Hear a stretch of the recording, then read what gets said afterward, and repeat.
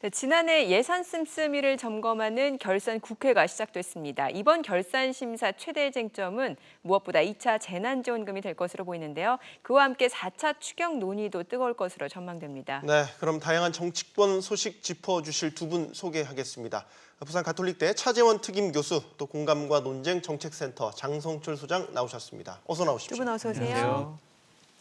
자, 더불어민주당이 이제 추석 전 온라인 지급까지 언급을 하면서 의혹을 보였던 그 2차 재난지원금. 이게 당정청 회동 이후에 지금 논의가 보류된 상태인데 코로나19 방역에 따른 뭐 재정 부담에 따른 결정인지에 대해서도 많이들 궁금해하시는 것 같아요. 상당히 재정적으로 어렵습니다. 예. 올해요 111조의 나라 빚이 늘어났어요. 그리고 세수가 23조가 펑크가 났습니다.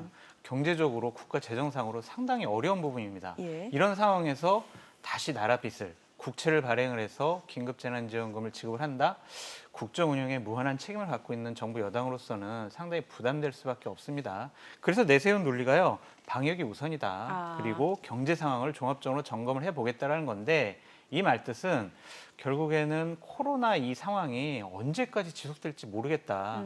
계속 어려워지면은 국가재정 투입해서 긴급재난지원금 주고 이런 식으로 과연 경제 상황적으로 우리가 버틸 수가 있는가 그런 것에 대한 종합적인 검토를 해보는 것으로 생각이 되는데 현명한 판단이라고 생각이 듭니다. 네. 왜 논의가 보류됐을까요? 뭐 말씀하셨지만 일단은 지금 그러니까 이 지금 이 코로나 확산세가 상당히 지금 빠르게 지금 번지고 있다. 그러니까 늘어나고 있기 때문에 일단 방역에 모든 그러니까 이게 국정의 그러니까 이 초점을 맞추겠다는 그러한 것이 그러니까 외형적인 이유인 것이고요. 그 실질적으로는 아마 돈이 많다고 한다면 아마 2차 재난지원금 부분도 충분히 이야기가 됐을 건데 지금 말씀하신 것처럼 국가 재정이 그만큼 상당히 여유가 없다는 겁니다. 지금 만약에 2차 재난지원금을 주게 된다고 할 경우에는 어제 홍남기 부총리가 지금 이 예결위에서도 이야기를 했지만 전액 지금 그러니까 부채를 발행해서 줄 수밖에 없는 상황이라는 겁니다. 그렇다고 한다면 그 경우에는 국가 부채 비율이 40% 훌쩍 넘어간다. 지금 그러니까 국제 신용평가 회사들 같은 경우 대한민국의 부채 비율이 45%를 넘었을 경우에는 국가 신용 등급을 지금 낮출 수밖에 없다는 이야기이기 때문에 지금 현재 집행된 것만 하더라도 국가 채무 비율이 내년에 아마 43%, 44%까지 간다고 그래요. 그렇다고 한다면 여기다 지금 또 추가로 한 12조 정도를 만약 1차 재난지원금 때처럼 한다면 그럼 45%를 넘어갈 가능성이 높다. 바로 그런 부분들 때문에 상당히 힘들다는 것이죠. 그렇다고 해서 가면 지난번에 1차, 2차, 3차 할 때는 기존에 올해 그 본 예산 중에서 좀 이렇게 이 다른 부분들을 세출을 그러니까 이제 뭡니까 이 조정을 해서 감옥을 조정을 해서 이게 다른 데로 그러니까 다른 데 배정됐던 예산들을 이 지금 재난지원금이나 이쪽으로 돌릴 수 있었는데 이제는 그것도 안 된다는 거예요. 쉽게 말하면 마른 수건을 짰는데 이제는 그러니까 수건을 짰는데 이제는 마른 수건을 짜야 되는 완전히 그런 완전히 말랐다는 거죠. 그렇기 때문에 국가적인 그러니까 이 여유가 없다는 부분이 있고요. 또 하나는 제가 생각했을 때는 지금 대상의 문제입니다. 이 부분들에 대해서 1차 때처럼 전 국민을 다 줄 것이냐 아니면 어느 정도까지 줄 것이냐 그걸 갖고 지금 전체 다 주자 그러니까 일부만 주자는 그러한 논란 자체가 벌써 이 정치권에서 번지고 있기 때문에 이러한 부분들에 대해서 입장 정리가 되지 않은 상황이기 때문에 아마 정부 여당 입장에서는 이 2차 재난지원금 부분을 이야기하기가 지금 쉽지 않은 상황이라는 생각이 듭니다. 네, 차 교수님께서 이제 자연스럽게 언급을 해주시긴 하셨는데 2차 재난지원금을 지급한다는 데에 대해서는 공감대가 있는 건 분명하다. 그러나 지급 방법, 지급 규모 등을 놓고서는 의견이 엇갈리고 있는 상황입니다. 앞서 말씀해 주신 것처럼 전 국민에게 지급해야 한다. 아니면 필요한 계층에게 차등 지급해야 한다. 이렇게 크게 보면 두 의견으로 갈라져 있는 것 같습니다. 어떻게 보십니까? 차등 지급해야죠. 어렵고 한계 상황에 몰린 분들에게 집중적으로 지원해야죠. 상대적으로 여유가 있는 분들에게 지원을 하면 그것은 상대적으로 한계 상황에 몰린 분들에게 역차별이 나올 수가 있어요. 기본적으로 지금 소상공인, 그다음 자영업자분들 너무 어렵습니다. 그렇죠. 저희 아파트 상가가 한 100여 개가 있는데 제가 저번 주에 한번 나가서 봤어요. 20군데가 이미 문 닫았고요. 거기 상가에 계신 주인분들이 우리 정말 장사 너무 안 돼가지고요. 이제 막 도망가고 싶다는 얘기를 하시더라고요. 그런 상황에서 과연 이것을 뭐 모든 국민에게 다 주자? 그것은 재정 형편상으로도 안 되고 그다음에 효율적으로도 참 부족하다라는 생각이 들어요. 근데 하지만 정부에서는 이렇게 얘기를 하죠. 아니 그 대상 선정을 어떻게 하느냐. 행정 비용이 더 든다. 그렇게 얘기를 하는데요. 네. 그 행정 비용이 더 들어도 대상을 선별하는 게 국가 행정이 해야 될 일이라고 생각이 듭니다. 예. 한번 이렇게 공식처럼 만들어 놓으면요. 앞으로 이런 일이 벌어질 때마다 우리가 한계상에 몰린 분들 30% 아니면 50% 이분들에게 집중적인 지원을 하자라고 선별 대상을 자연스럽게 우리가 구분할 수가 있어요. 이런 일은 지금 하지도 않고 연초부터 계속 우리 행정비용 너무 많이 들어가가지고요. 우리 선별할 수가 없어요. 이런 식으로 손 놓고 있는 것은 이 정부의 무능력함의 반증이다라고 좀 보여집니다. 네. 아주 뭐 단호하게 말씀하셨는데 차등 지급하는데 뭐 동의하시는지 아니면은 뭐 이재명 지사 얘기처럼 저는 뭐 차등 지원을 하는 데 있어서 행정력이 상당히 신속하게 결정할 수 있고 거기에 따른 사회적 그 대립과 갈등이 최소화될 수 있다고 한다면 저도 뭐 차등 지급에 상당히 바람직하다는 생각이 듭니다만 그럼에도 불구하고 저는 이 일괄적으로 다 주는 것이 하나의 방법이지 않을까 하는 생각이 듭니다. 그 이유는 첫 번째는 일단 속도의 문제입니다. 사실 이 재난지원금 같은 경우는 사실은 지금 이 어려운 그 서민들 입장에서는 예. 하루하루가 급하거든요. 그렇죠. 그런데 만약에 이런 식으로 그러니까 선별적으로 대상을 가릴 경우에는 그러니까 이 대상 가리는 것 자체가 시간이 상당히 많이 걸립니다. 그리고 지금 다음 달 말이면 지금 추석 연휴가 들어가잖아요. 그럼 네. 추석 연휴 전에는 사실 지급이 돼야 되거든요. 그런 부분들에 있어서 과연 그러니까 이 대상을 선정하는 부분들이 그렇게 깔끔하게 될 수 있을 것이냐. 두 번째는 이 지금 대상을 선정하는 데 있어서의 상당한 사회적 갈등과 대립이 커질 수 있다는 겁니다. 예를 들면 어느 선을 껐을 때 만약에 50% 선으로 껐을 때 49%는 주고 51%는 주고 그럼 그 경계 라인에 있는 사람들 같은 경우 왜 나는 안 주느냐. 사각지대가 생길 수 있죠. 그렇죠. 그런 네. 부분들에 대해서 상당한 논란이 발생할 수 있는 것이거든요. 이것이 오히려 사회적 갈등과 대립을 상당히 키울 경우에는 재난지원금 자체가 오히려 사회적으로 상당히 경기를 그러니까 흐트리게 되는 그런 그 작용이 될 수 있다는 생각이 드는 것이고요. 그래서 저는 그렇다고 해서 그러면 국가 재정적으로 이렇게 힘든데 그럼 다 주고 나서 가면 어떻게 할 것이냐. 저는 이 부분을 좀 분명히 했으면 좋을 것 같아요. 예를 들면 50% 선을 껐든 아니면 70% 선을 껐든 하위 70% 끊는다고 만약에 하위 70%를 다 준다고 하면 상위 30%는 사실 안 주자는 이야기잖아요. 그렇다고 한다면 올해 연말 정산을 하든지 내년에 종합소득세 신고를 할 때 진짜 이 상위소득 30%한테는 올해 지금 지급됐던 이 2차 재난지원금, 만약에 2차 재난지원금을 지급할 경우에는 네. 그 돈은 다 환수하는 그런 방식을 선택하는 것도 하나의 방법이지 않을까? 그런 부분들이 물론 거기도 행정적 낭비는 있을 수 있습니다만 지금 당장 행정 낭비를 해서 골든타임을 그러니까 지금 놓치는 것보다는 일단 오히려 지급을 뒤로 하고. 가서 하고 미리 주면서 이번에는 다 나머지 그러니까 상위든 상위 50%든 30%는 다 돌려받을 겁니다는 그래서 미리 고지를 해서 국민적 공감대를 형성을 해버린다고 한다면 저는 그것도 하나의 방법이지 않을까 생각이 든다는 거죠. 예. 교수님 말씀 옳아요. 예. 정말 저런 것도 우리가 듣고 판단을 해봐야 하는데 기본적으로 줬다가 뺐으면요 정말 더 기분 나빠할 겁니다. 환수하게 되면 차라리 안 주지 말지 네. 말지 왜 예. 줬다가 왜 뺐냐 이런 식의 반응이 나올 거예요. 또 그런 사회적인 갈등과 분노 이런 것들은 어떻게 해결할 것이냐 그것도 문제 같아요. 앞서서 그 50%를 기준으로 하게 되면 그 49%, 51%이 사회적 갈등은 그러면 어떻게? 그것도 이해시켜야죠. 어떻게 하겠습니까? 예를 들면은 국세청 자료라든지 예. 건보 자료, 그다음에 국토교통부의 토지나 뭐 주택 거래 자료 같은 걸 보면요 충분히 재산 상황 금방 파악할 수 있어요. 왜 저는 정부가 안 하는지 모르겠습니다. 예. 이것은요 자칫 잘못하면은 지난 1차 재난지원금은 선거 전에 선거에 도움받기 위해서 우리 전 국민 다 준 거야. 근데 지금은 우리가 선별적으로 줘야 된다고 주장하는 여당의 의원들도 많이 있잖아요. 네. 이분들이 자칫 잘못하면 지금 선거가 없으니까 이제는 차별적으로 주려고 그러는 거 아니야? 예. 이런 식의 또 오해도 받을 수가 그럴 있어요. 수 있죠. 그러니까 정부가 빨리 예. 선별 기준을 만들어야 한다라고 저는 더욱 강하게 주장하고 싶습니다. 네. 이 가운데 이재명 경기도지사 최근에 정책 관련된 발언이 네. 굉장히 부쩍 늘어난 모습인데 이게 재난지원금 선별 지급 자체가 차별이다라고 얘기를 했어요. 예. 이거에 대해서 그럼 공감을 하시는 거예요? 동의를 하시는 겁니까? 아니 저는 뭐 지금 이재명 지사가 그러니까 민주당이 기존적으로 해왔던 보편적 예. 복지 그리고 그러니까 이 보수 야당 같은 경우 선별적 복지 이런 차원에서라도 그러니까 이게 지금 차등 지급이 안 된다는 식의 논리 자체는 저는 좀 수긍하기 힘듭니다. 그 부분은 예. 수긍하기 힘들지만 네. 그럼에도 불구하고 기본적으로 지금 그러니까 골든 타임 이런 부분들을 생각했을 때 빨리 해야 된다는 부분은 저는 뭐 그러니까 동의를 하는 부분이고요. 예. 그러니까 지금 이재명 지사가 어제 이야기했던 헌법상 평등의 원칙 머리 이야기를 예, 하면서 예. 이렇게 몰고 간 부분들은 오히려 정치적 문제를 정치의 문제로 치환함으로써 오히려 더 논쟁적인 측면을 만들었다는 측면이 분명히 있는 것이지만 예. 그럼에도 불구하고 이재명 지사가 요즘 던지어내는 그런 정책들의 제안들 네. 자체가 상당히 좀 국민들 입장에서 솔깃할 수밖에 없는 사안들을 이야기를 한다는 예. 겁니다. 예를 들면 네. 1차 재난 지원금 때 이야기했던 기본소득.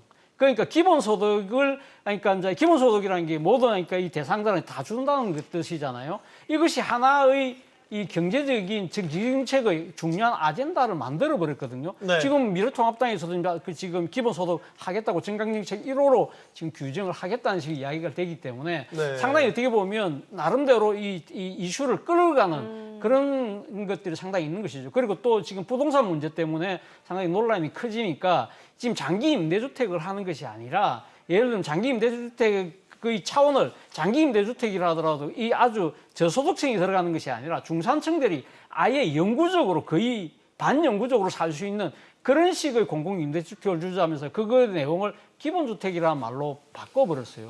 이런 부분들. 그리고 지금 이자 부분들 같은 경우도 이자가 지금 상당히 이 지금 제2금융권 등에서 상당히 높잖아요. 이러한 부분들을 갖다가 상한제를 둬서 낮춰야 된다는 그런 이야기들 같은 경우는 상당히 이 국민들 할 때는 상당히 내가 지금 평소 체감하고 있는 부분들인데 이런 생각들을 한다는 것이죠. 그러니까 네. 그런 부분들은 어떻게 보면 이재명 지사의 가장 큰 정치적인 특장이 아닐까라는 생각이 듭니다. 뭐 예. 이재명 지사가 지금 여권 내 대선 후보 가운데 1위를 달리고 있기 때문에 그 발언의 파장력이 더 큰 것 같아요. 크죠. 대권 후보 1위. 다음에 대통령 될 가능성도 많은 사람들이 저런 주장을 한다? 정책이 바뀔 수가 있죠. 그렇죠. 그러니까 주목을 하는 거예요. 예. 저는 이재명 지사가 저런 얘기하는 건 대략 세 가지 이유로 봐요. 예. 하나는 소신, 그냥 평소의 소신, 보편적인 복지는 나의 소신이야라고 생각하는 거고 또 하나는 이재명 정치인 아니야? 저 시민 운동가이지 않았어? 라는 이미지가 강한데 네. 나는 정책적으로도 준비돼 있다. 그러니까 나는 대선 후보로서 자격이 있다. 그런 이미지를 주려고 하는 거고요.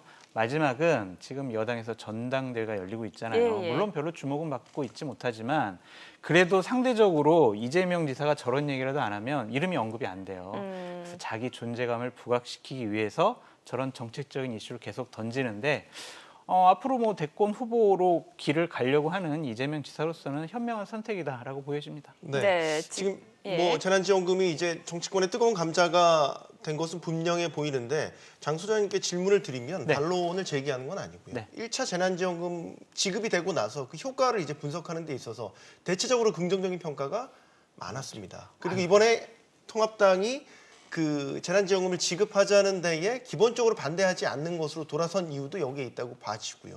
이런 부분들도 고려를 해야 되지 않을까. 그렇죠. 처음에 통합당이 아니 어떻게 전 국민에게 다 줘라고 했을 때 네. 통합당의 얘기는 뭐였냐면 국가 재정이 걱정된다 그런 얘기였어요. 야당이 국가 재정을 왜 걱정하냐고요. 한계 상황에 몰린 국민들에게 조금 더 어려움을 극복하기 위해서 도움을 줘야 되는 게 야당의 역할이지. 네. 국가 재정 건전성은요, 나라 빚은요 여당이 걱정해야 돼요. 예. 그때 반대가 됐어요. 그래서 그것 때문에 선거 결과도 상당히 문제가 있지 않았느냐라는 건데 기본적으로 홍남기 부총리가 얘기했습니다. 긴급 재난지원금 우리가 줬는데 결국에 경제 활동에 도움이 된 것은 3분의 1 정도의 수준인 것 같다. 나머지 20%는 어떻게 사용됐는지 잘 모르겠다라는 거 아니겠습니까? 이런 상황에서 전 국민에게 다 준다는 것은 상당히 좀 문제가 있고 통합당 같은 경우에는요. 정강정책에 재난지원금 기본소득으로 넣겠다고 했지만 김종인 위원장이 얘기했어요. 어려운 사람들, 소상공인, 자영업자들에게 직접 좀 지원을 하자. 100만 원 플러스 알파 이렇게 해서 그분들이 어려움을 극복하는 데 실질적인 도움이 되게 하자라고 네. 하는 것이 지금 통합당의 주장인데 전부 다 주면은요. 돈 많으면 전부 다 주면 되죠. 나라 재정도 걱정해야 되잖아요. 그러니까 선별적인 지원이 저는 맞다라고 보여집니다. 근데 여당 내에서도 지금 이견이 네. 있는 거잖아요. 그렇죠. 이낙연은 선별 지급을 해야 된다라고 하고 네. 이재명은 다 지급 일괄 지급을 해야 된다라고 하는 거고요. 예.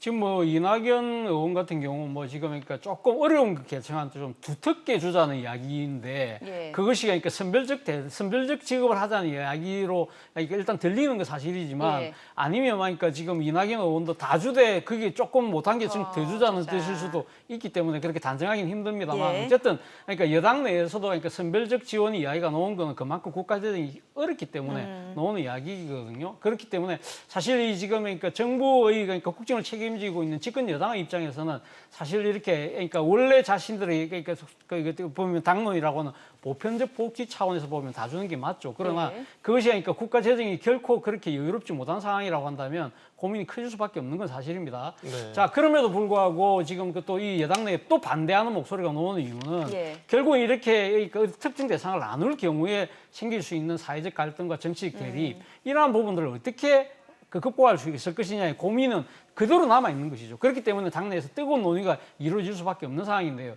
일단 뭐 지금 이낙연 의원이 참 자기 그 당 대표가 상당히 유력시 되잖아요. 그렇죠. 그렇다고 한다면 지금 오늘 이번 29일 날 지금 당 대표로 선출이 되거든요. 네. 그렇다고 한다면 일단 이낙연 의원 입장에서는 아마 지금 전당대회 끝나고 난 뒤에 자신이 당권을 잡고 난 뒤에 다시 한 번 더 상황을 보고 난 뒤에 재난지원금 이야기를 하겠다고 하는 입장인 것 같아요. 그렇다고 한다면 과연 기존에 당에서 갖고 왔던 보편적 복지의 문제와 하고 이 재정의 문제, 이 간극을 어떻게 극복할 것인지를 아마 상당히 고민을 하겠죠. 그렇다고 한다면 결론을 내리기 쉽지는 않지만 그러나 시간은 그렇게 많이 주어져 있지 않은 것 같습니다. 아, 네. 예. 제가 꼭 드리고 싶은 예. 말씀이 있어요. 우리나라 나라 빚이 지금 840조 정도 된다. 중앙정부 빚이 그 정도 된다라고 얘기를 하는데 뭐 OECD 기준에서 상당히 낮은 편이죠. 근데 정부가 얘기 안 하는 빚이 있어요. 제가 끊임없이 얘기하는 건데 공무원, 군인, 연금 충당 예, 부채 예. 950조가 있습니다. 예. 공공기관 부채 650조가 있어요. 이거 다 정부가 빚내가지고 갚아줘야 될 돈이에요. 네. 그러면 우리나라 국가 재정 건전성이요. 지금 130%입니다. 지금 43.5%는 중앙정부 부채만 얘기하는 거예요. 예. 나라 빚 상당히 많습니다. 이 부분을 얼마나 효율적으로 잘 운영해야 되느냐. 이것이 국정 운영에 무한한 책임을 갖고 있는 정부와 여당이 해야 될 일 중에 중요한 일 중에 하나다라고 말씀드려요. 네, 네. 네. 자, 2차 재난지원금을 재원을 어떻게 마련할 것이냐를 두고 많은 의견들이 나오고 있는데 공무원 임금을 삭감해서 이 재원을 마련하자. 처음에는 이게 아이디어 차원에서 제기되는 줄 알았는데 시대전환 조정훈 의원에 이어서 민주당 내에서도 이런 의견들이 꽤 많이 나왔습니다.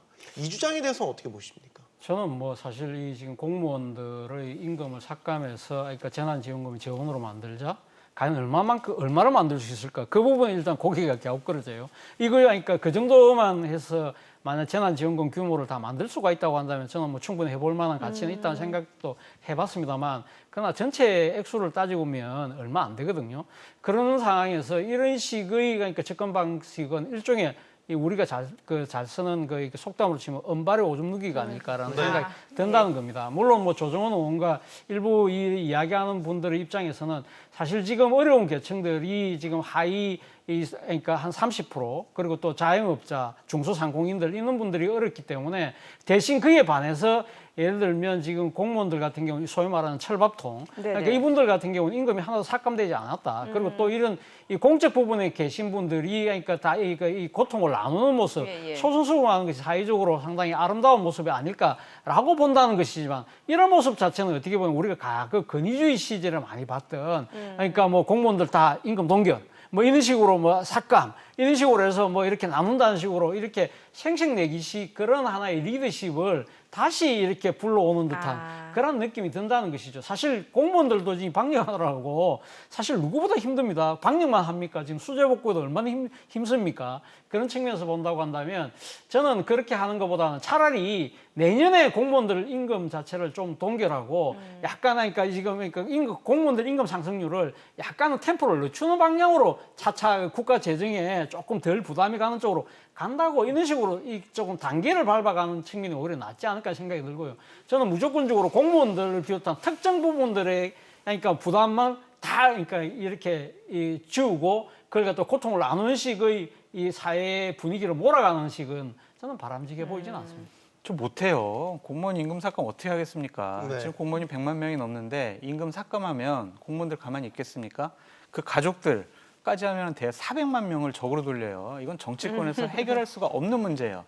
교수님이 정확히 지적을 하셨는데 네. 내년 인상하지 않아야 돼요. 공무원 봉급을. 그래도 상당히 많은 국가 재정이 절약이 되고 있는 돈을 삭감을 하면 정말 아까도 말씀드렸지만 분노와 폭동이 일어날 겁니다. 줬다 공무원들이. 뺏는 느낌이니까. 그리고 예를 들면 차별적으로 했으면 좋겠어요. 저도 이제 공무원 생활 한 20년 했는데 4급 이상 공무원들의 급여 수준은 민간 수준보다 상당히 낮지가 않아요. 예. 높아요. 그래서 4급 이하, 4급 이상 네. 이런 식으로 좀 차별해서 정말 삭감하고 싶으면 고위공무원들은 예. 좀 삭감을 해서 솔선수범도 보이고 좀 어려움 같이 동참하는 형식으로 해야지 하위 공무원들은 되게 급여가 낮거든요. 그렇죠. 그런 분들까지 네. 삭감하면 안 될 것 같고요. 차별적으로 하는 게 좋겠다.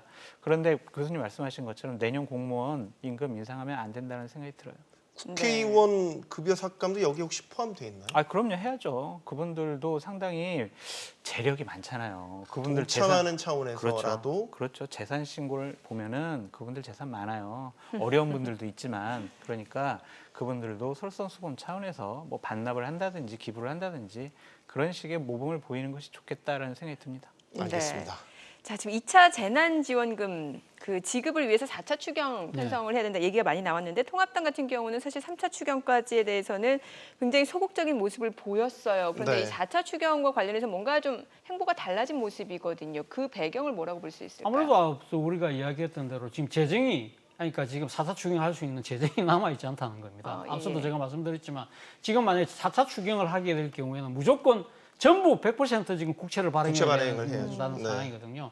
제가 기억하기로 지금 추경을 하면서 전 100%를 다 국채를 발행한다. 이 경우는 제가 기억하기로는 거의 없습니다. 그렇다고 한다면 그만큼 상황이 힘들다는 것이죠. 사실 지금 이 코로나19가 지금 이번 8월 중순을 계기로 해서 이 폭증하기 전에 사실 국가적으로 어려운 시련이 뭐였습니까? 이 수재였잖아요.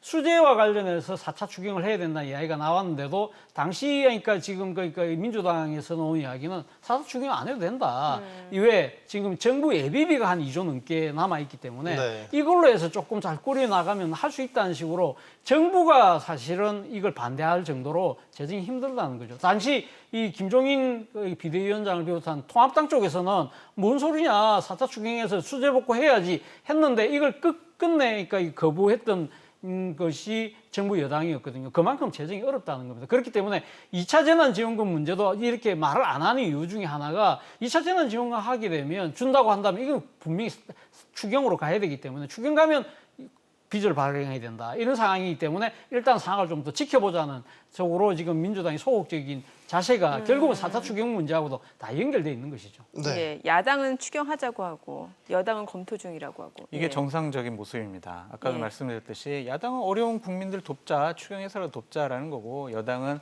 국가 재정 건전성 우리가 돈이 없으니 또 빚낼 수가 없다. 우리 살림살이 걱정해야 된다. 이런 식인데 현명하게 했으면 좋겠어요. 아까 말씀드렸듯이 목적 예비비 2조 6천억 있고요. 그다음에 지방자치단체에서 재재난기금 2조 6천억 있습니다. 네. 대략 5조 정도 있기 때문에 이것을 좀 활용하는 방법도 좋지 않나. 자꾸 빚내는 것은 좋지 않다라고 말씀드립니다. 네. 네.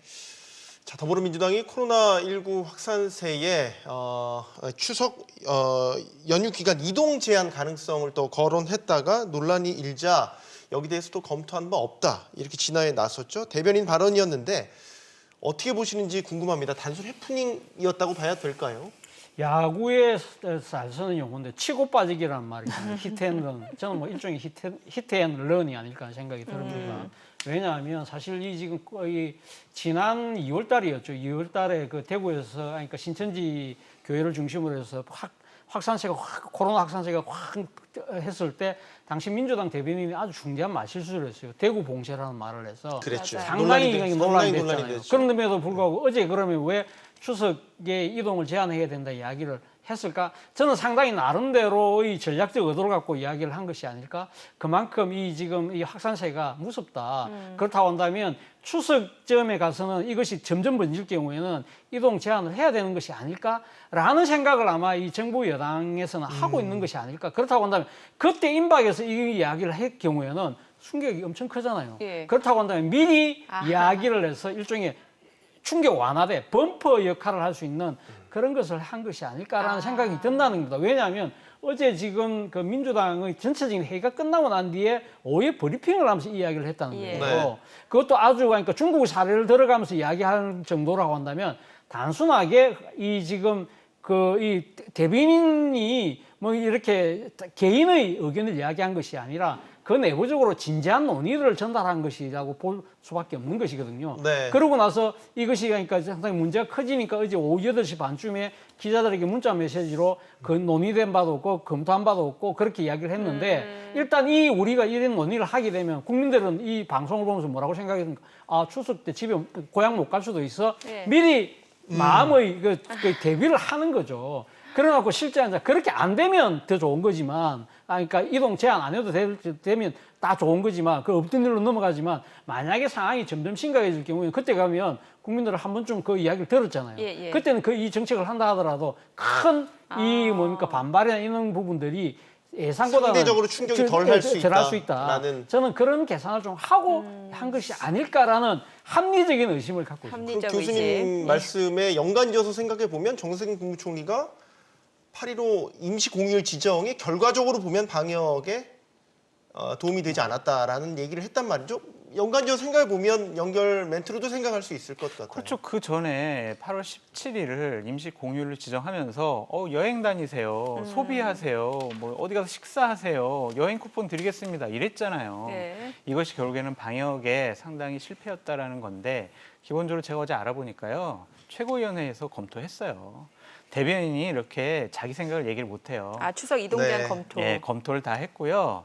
검토했군요. 여론이 나쁘니까 이것을 그냥 아까 말씀하신 대로 치고 빠지게 한 거예요. 예. 일단은 화두를 던져놓은 건데 결국에는 이동 제한을 한 국가는 대략 중국하고 감염 우리 저 코로나19 초기 때 이탈리아 정도가 도시 간의 이동을 제한을 한 적이 있었거든요.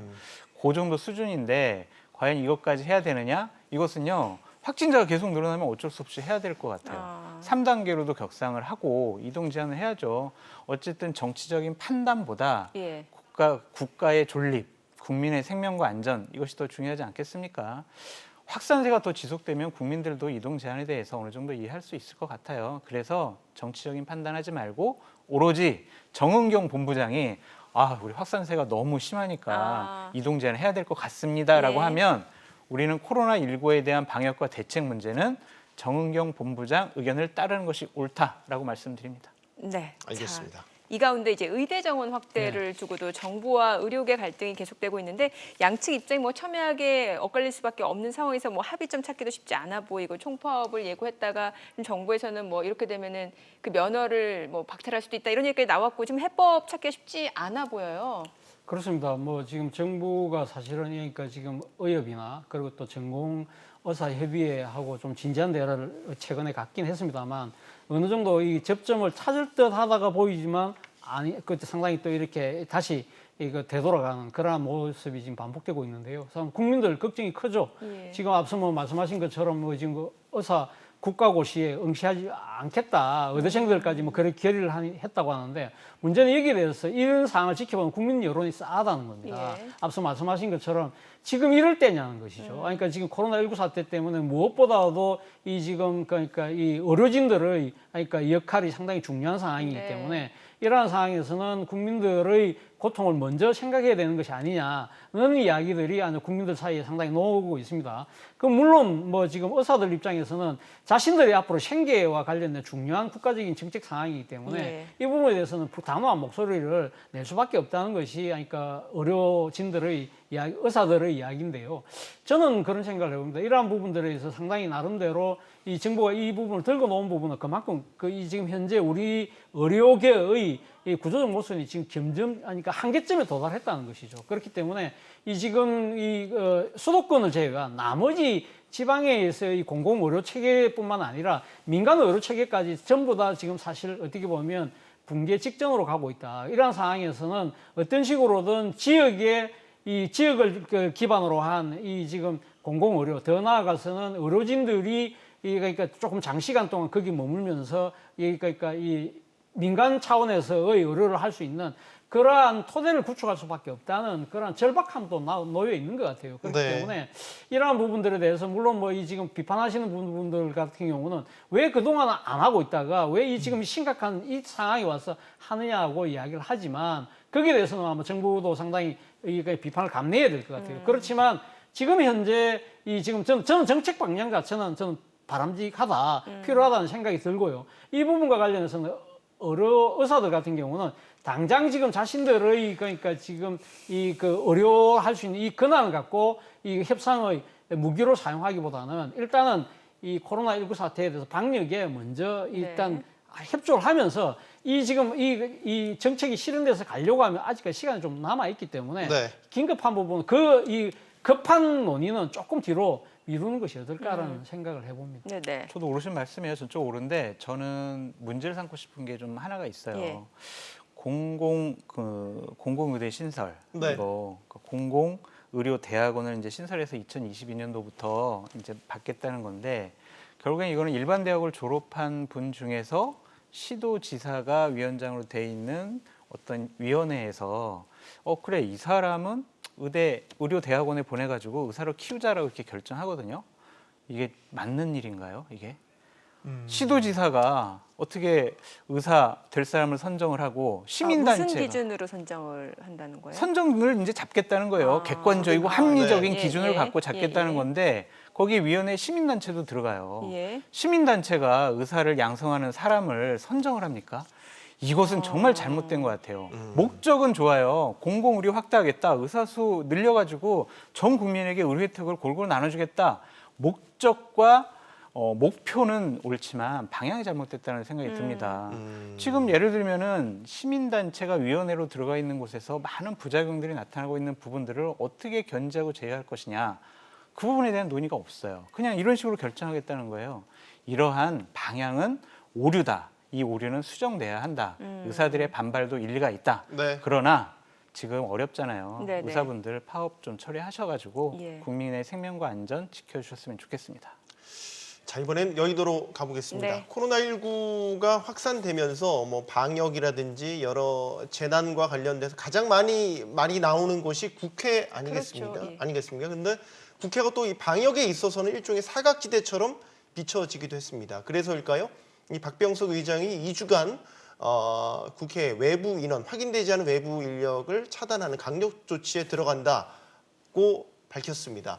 뭐 두 분 다 뭐 국회 회관 많이 출입해 보셨고 회관에서 또 근무도 하셨으니까 잘 아실 것 같습니다. 국회가 사실 뭐 코로나19에 가장 어떻게 보면 취약지대 아니겠습니까? 전국에서 많은 분들이 와요. 일반 국민들과 시민들이 와. 되게 네. 자유롭게 출입합니다. 예, 예. 그러니까 건물 들어갈 때는 출입증을 쓰지만 예. 국회 안에 경내 들어갈 때는 그냥 저 어디 왔어요라고 하면 그냥 들어갈 수 있거든요. 그렇죠. 하루에 한 1,000명 정도가 온다고 하고요. 이분들이 곳곳을 다 돌아다닐 수 있는데 지금 방역이나 여러 가지 제한 조치가 상당히 엄격하게 됐어요. 그러니까 예를 들면 제가 A 의원실에 가게 되면 예전 같으면은 A 의원실 갔다가 B 의원실도 가고 C 의원실 갈 수가 그렇죠. 있는데 갈 수 있죠. 지금은 못 가요. 아. A 의원실만 가고 그 층만 갈 수 있게 돼 있어요. 예, 예. 출입증이 각 층마다 제한이 걸려 있고 제한이 걸려 있어요. 네. 그리고 지금 국회 구내식당 같은 경우에는요. 다 아크릴판 돼 있어가지고요. 네. 같이 밥 먹지 않아요. 그냥 혼자서 밥 먹는 그런 수준인데 상임위 지금 뭐 소위원회 다 올소입니다. 제가 예. 알아봤더니 그래서 지금 국회도 상당히 많이 긴장을 하고 있다라는 생각이 듭니다. 네. 역시 뭐 국회가 워낙 외부 민원도 많고 뭐 말 그대로 확인되지 않은 외부 인원들이 자유롭게 왕래하는 곳이기 때문에 이런 우려들이 계속 나오는 것 같습니다. 그렇죠. 정치가 사회적 갈등을 해소하는 용광로라고 한다면 그 용광로가 있는 곳이 국회 아니겠습니까? 그렇죠. 그렇다고 한다면 많은 그러니까 이해관계가 계신 분들이 국회로 올 수밖에 없는 그런 상황인데요. 지금 일단 뭐 지금 8월 국회가 지금 소집이 되어 있습니다만 지금 일단 이 국회가 만약에 이 지금 코로나19에 뚫리게 될 경우에는 상당히 여러 가지 입법이나 정책, 예산 이런 부분들이 다 올수될 수밖에 없는 상황이라고 한다면 네. 국회의장이 어저께 그러니까 이 지금 조치를 한 것은 어떻게 보면 좀 만시지탄의 느낌도 있는 것이죠. 좀뭐 그런 측면에서 본다고 한다면 민원인들 입장에서는 상당히 당장 지금 국회로 가서 뭔가 자신의 이야기를 하고 싶은 그 욕구가 있을 수 있지만 한 2주 정도는 조금 참으시는 것도 하나의 방법이지 않을까 생각이 듭니다. 네.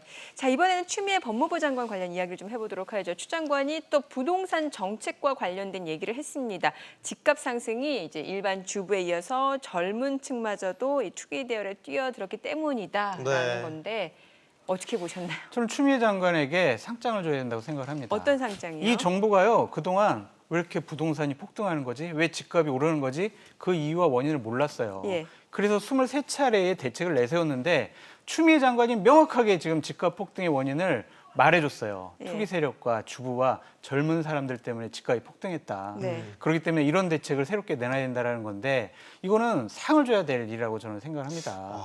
기본적으로 법무부 장관이면 법무부 장관 일을 해야죠. 예를 들면은 투기 세력 때문에 집값이 올랐으면은 투기 세력이 불법적인 어떤 활동을 통해서 집값을 폭등시켰느냐? 그건 법무부 장관으로서 당연히 징벌적인 사법 절차에 의해서 징벌할 수 있도록 뒷받침을 해줘야 되는 것이 법무부 장관 역할이지. 예. 네. 젊은 층과 주부층까지 투기 세력으로 뭡니까? 그러면은 집값이 이제 하락하게 되면은 젊은 층하고 주부층하고 투기 세력이 투기를 안 해가지고 집값이 하락하게 된 겁니까? 이거는요, 법무부 장관으로서 자격이 없는 일을 했다라고 저는 생각을 하고요. 그냥 법무부 장관 일이나 열심히 하시라 그렇게 말씀드리고 싶습니다.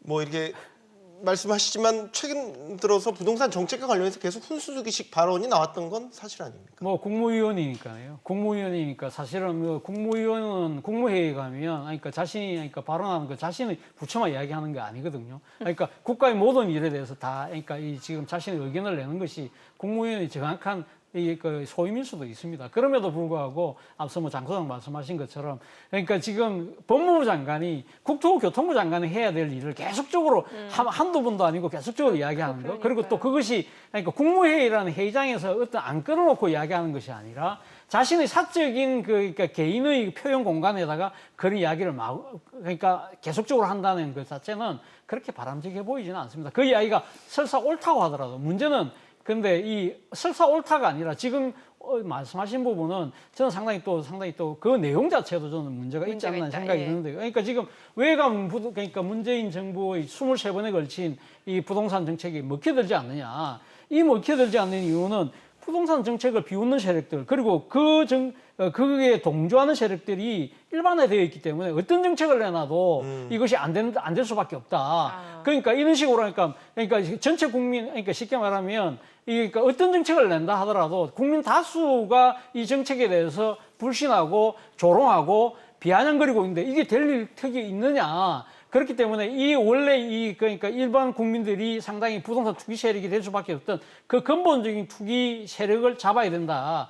거기에 대해서 초점을 맞추는 게 뭐가 잘못됐느냐는 이야기인데 저는 모르겠습니다. 그러니까 지금 그러한 부분들이 지금 이 부동산 정책을 비웃는 사람들 그런 부분들에 대해서 왜 이렇게 이 상황을 잘 알고 싶다고 한다면 22번이 아니라 23번이 아니라 한 번, 두 번 해보고 그럼 세 번째는 이분들을 잡는 확실한 뭔가 대책을 제대로 했어야죠. 네. 그동안 예를 들면 문재인 정부가 초기에 지금 와서 3년 반이 지금 넘어가고 있잖아요. 그렇다고 한다면 왜 이런 상황을 안다고 한다면 좀 더 강력한 대책을 하지 못했을까?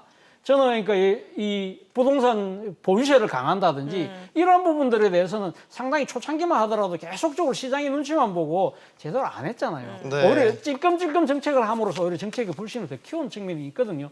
또 하나의 문제는 이 문재인 정부가 사실 출범하기 전에는 뭡니까? 국가균형방 정책을 통해서 강력한 분권 정책을 통해서 국가가 그러니까 지금 발전할 수 있는 하나의 그런 걸 통해서 수도권 집중 문제를 해소하겠다고 했는데 그런 부분들을 안 했잖아요. 차라리 그런 부분들을 안 했는 데 대한 자신의 반성문을 쓴다고 한다면 네. 상당수 국민들은 박수를 치지 않았을까 생각이 듭니다. 두 분이 혹시 간과하고 계실지 몰라서 말씀드리는데 이 추미애 법무부 장관 옛 별명 기억하십니까? 추다르크. 네.